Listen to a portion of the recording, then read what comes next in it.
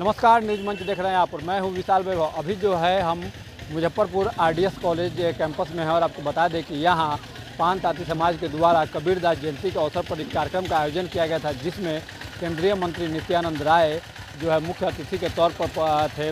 राजभूषण चौधरी निषाद थे और इस कार्यक्रम में जो है पान ताती समाज के बड़े नेता हरेंद्र कुमार इंजीनियर, प्रोफेसर संतोष दास जो है मौजूद थे, एमएलसी लाल मोहन गुप्ता और तमाम लोगों से जो है हम बात भी करते हैं कि जो है आरक्षण को लेकर जो है क्या कुछ जो है इन लोगों की रणनीति चल रही है, क्या कुछ तैयारी है। चूँकि आज अपने संबोधन में केंद्रीय मंत्री नित्यानंद राय ने स्पष्ट रूप से कहा है कि बीज को जो है हमने बचा लिया है और कहीं ना कहीं वो बीज का जो है अंकुरन जल्द ही होगा। तो इशारों में पान समाज को एक बड़ा संदेश देने का काम केंद्रीय मंत्री नित्यानंद राय ने किया है।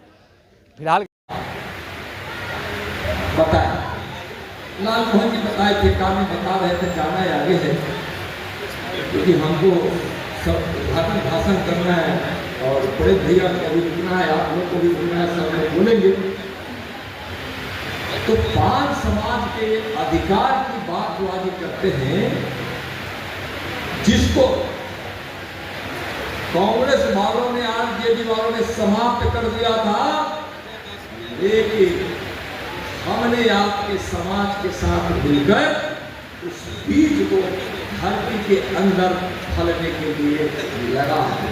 समय आएगा तो अंकुरित भी होगा, तो फल भी देगा। कबीर जी ने कहे समय पाए करवड़ करे खेतों सींचे भी। भरोसा रखिए, बीज को हमने समाप्त नहीं होने दिया है। एक न एक दिन आपको अधिकार किसी न किसी रूप में मिलेगा। हम कोई अभी हमसे विश्वास के साथ करें, आपके लोगों का, बहुत सारे लोगों का, पान समाज के लोगों का नौकरी, सरकारी नौकरी कितना था लालमोहन भाई, प्रेम जी भी थे, रामेश्वर बाबा सब लोग थे, रहते 62 लोगों को इसी आधार पर नौकरी नहीं मिला। हम नरेंद्र मोदी जी माननीय प्रधानमंत्री जी के सहयोगी मंत्री हैं, वहाँ हमने सरकार को कह के वास्तव आपके समाज के बिहार के लोगों की नौकरी लग गई। वह एक बड़ा आधार आगे बनने वाला है। एक एक चीज आपके घोषणा बनाने का, अधिकार के घोषणा बनाने का एक एक तिनका इकट्ठा हो रहा है। एक सुंदर सा घोषणा बनेगा और वह आपके अधिकार का घोषणा बनेगा। अगर एनडीए नहीं करेगी तो कोई नहीं करेगा। कितना दो लोग कहेंगे। एक बार संत कबीर जी के मार्ग को हम लोग अपनाएं, जीवन में कर्म से, भक्ति से या ज्ञान से, जैसे भी हो भगवान के निकट आए। ईश्वर के प्रत्येक सदस्य को 5 किलो अनाज फ्री में देने का काम कर रहे हैं। ये नहीं, पहले आप लोगों को मुजफ्फरपुर जब आते थे इलाज कराने के लिए लोगों को दफन किया जाता है, हम लोग गांठते हैं अपने लाश। हमारा स्थिति मुल्कों में सबसे खराब है। आज हम आपको माननीय मंत्री जी से कहना चाहते हैं कि आप ही पैराधार है, आप हमारे निर्णय को पार कीजिए। और सुप्रीम कोर्ट ने हमारे मामलों में स्पष्ट किया, लोगों ने जब नीतीश कुमार के नोटिफिकेशन निकालने पर जो केस किया, बिहार सरकार पर 7 केस हुआ, नीतीश कुमार ने हार नहीं माना, 7 केस हाई कोर्ट में लड़ते रहा और हमारे पान समाज को आरक्षण देते रहा। फिर विरोधी जीता, हाई कोर्ट जीता और हाई कोर्ट जीतने के बाद विरोधी सुप्रीम कोर्ट में गया। माननीय मुख्यमंत्री नीतीश कुमार ने हार नहीं माना, सुप्रीम कोर्ट में ही पान समाज का वकालत करते रहा और 24 में यह निर्णय आया कि तकनीकी दृष्टिकोण से पान समाज का प्रावधानिक तार्किक तत्व है। सुप्रीम कोर्ट ने इस बात को माना, उस बात को सामाजिक न्याय अधिकारिता मंत्रालय भी माना, लेकिन सुप्रीम कोर्ट ने कहा कि तार्किक तत्व नाम से तो पुकारे जाने वाले लोग हैं, उनको विलोपित करने, जाति को विलोपित करने का अधिकार तो है, लेकिन उनको अनुसूचित जाति का सुविधा देने का अधिकार नहीं है। यह अधिकार संसद को है। सुप्रीम कोर्ट ने कहा कि हम इसीलिए इसको रद्द करते हैं और आप संसद तकरीब संवाद कार्यक्रम की अध्यक्षता कर रहे भाजपा के नेता और पांच समाज के युवा नेता भाई छोटू दास जी, इस कार्यक्रम के संचालन कर रहे युवा प्रखर नेता भाई अनु दास जी, इस कार्यक्रम में बतौर उद्घाटनकर्ता भारत सरकार के गृह राज्य मंत्री पांच समाज के सबसे बड़ा एडवोकेट जनरल हम कह सकते हैं, पांच समाज के लिए जिन्होंने दिल्ली में नित्यानंद राय जी ने वकालत किया, आज तक हम दावे के साथ कह सकते हैं पांच समाज का वकालत कोई नहीं किया। माननीय मंत्री नित्यानंद राय जी इस कार्यक्रम में उपस्थित, भाई पंचायती राज मंत्री बिहार सरकार माननीय केदार प्रसाद गुप्ता जी इस कार्यक्रम में उपस्थित, माननीय विधायक राम सूरत राय जी, उनको खास करके विशेष बधाई देते हैं कि जब हम मोरान क्षेत्र में घूम रहे थे, इन्होंने साफ शब्दों में कहा था कि आप इस समाज के इस कार्यक्रम में जितनी भी गाड़ियां होंगी आप पॉइंट फिक्स कीजिए, गाड़ी देने का काम हम करेंगे। इसलिए हम तमाम लोगों की तरफ से इनका हम विशेष आभार प्रकट करते हैं। और इस मंच पर उपस्थित सर, आज जो है कबीर दास की जयंती के अवसर पर यहाँ समाज इकट्ठा हुआ था, केंद्रीय मंत्री लोग भी थे, भारत सरकार, बिहार सरकार, तो कहीं ना कहीं नित्यानंद राय ने इशारों में कहा कि बीज हम लोगों ने बचा लिया है। क्या कुछ मायने निकाला जाए सर इन बातों का? इसका मतलब यही निकलता है कि थोड़ा समय लगेगा, लेकिन हम लोगों का आरक्षण पुनः वापस होगा, यानी बीज अंकुरित होगा, हो रहा है। क्या लग रहा था विधानसभा चुनाव से पहले आरक्षण मिलेगा? विधानसभा चुनाव के पहले तो आरक्षण देने में मजबूरी हो सकती है सरकार की, इसलिए कि एक जाति को आरक्षण पुनः दे करके बाकी 20-21 जातियों को नाराज़ करना उनको महंगा पड़ सकता है।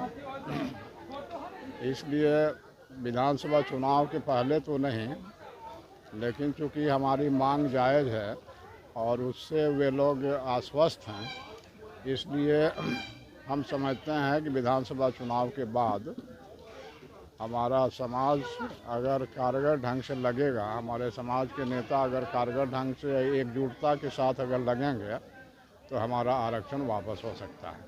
समाज जो है सर कहीं ना कहीं आपका दो भागों में बटा हुआ नज़र आ रहा है। एक भाग जो है अपनी पार्टी बना लिया है, तो क्या लग रहा है कि उससे भी कुछ नुकसान आपको हो सकता है सर, कि वो लोग 143 सीटों पर चुनाव लड़ने की बात करते हैं? देखिए, पिछले 17 तारीख से मैं इस ज़िले में कैंप करके लोगों को कन्विंस करने का कार्य किया और लोगों के बीच जब गया तो जो बात आप बोल रहे हैं वो बात सामने आई, लेकिन कन्विंस करने पर अधिकांश लोग हमारी बातों को गौर से सुने और हमारी बातों से कन्विंस हुए।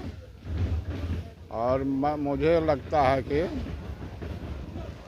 भाजपा या एनडीए अगर हमारे उसके साथ जो समाज के नेता और कार्यकर्ता लगे हुए हैं, अगर उनको सम्मान मिलता है, मतलब विधानसभा टिकट का आश्वासन मिलता है या टिकट मिलता है, तो दूसरा जो पक्ष जो 147 पर लड़ने की बात कर रहा है वो हवाई हो जाएगा। विधानसभा चुनाव के बाद उसको कोई पूछने वाला नहीं रहेगा। लेकिन जिस तरह सर आज की बैठक में जो बातें निकल के आई हैं, तो क्या लग रहा है कि एनडीए गठबंधन जो है, क्या लग रहा है कि समाज के लोगों को कुछ मौका आगे बढ़ने का और देगी? बातचीत से मंत्री जी ने कहा है कि अधिकार दूसरे रूप में भी आप लोगों को मिलेगा। दूसरे रूप में नहीं, जो जिस रूप में मिलना है वो तो स्पष्ट है किस रूप में मिलना है। अधिकार तो मिलने का टिकट मिलने से होगा, आरक्षण वापस होने से होगा, और अभी बोर्ड निगम वगैरह आयोग वगैरह जो है उसमें लोगों को जो शामिल किया जा रहा है, यही 3 तरीका है। इसी 3 तरीके में से ही अधिकार वापस हो सकता है। तो मुझे आज के कार्यक्रम के बाद फिर से माननीय नेतागण जो भाजपा के हैं उनसे मिल बैठ करके बात करना होगा, उसके बाद स्थिति बिल्कुल स्पष्ट होगी और मुझे उम्मीद है कि हम लोगों को अधिकार धीरे धीरे ही सही लेकिन अधिकार मिलेगा। बाबा के नगरी में हार्दिक अभिनंदन एवं स्वागत करते हैं। मैं माननीय मंत्री जी से कहना चाहता हूं, मैं माननीय मंत्री जी